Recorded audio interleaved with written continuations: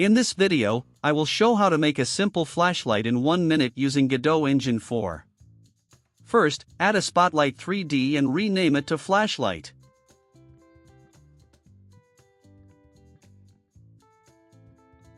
Next, open your code, drag the flashlight into your code, and drop it while holding the Alt key. Then, add these two variables to your code. They will make the flashlight's movement and rotation slower and smoother. I set it to 15, but you can change it as you wish. These 3 lines of code in the update_flashlight function update the flashlight's rotation and position to gradually align with the camera's movement. The slurp function smooths the difference between the rotation and position, moving according to the delta and the specified smoothness value. As a result, the flashlight aligns with the camera more smoothly and slowly. Finally, inside the process function, we call update flashlight and write the code that will toggle the flashlight on and off.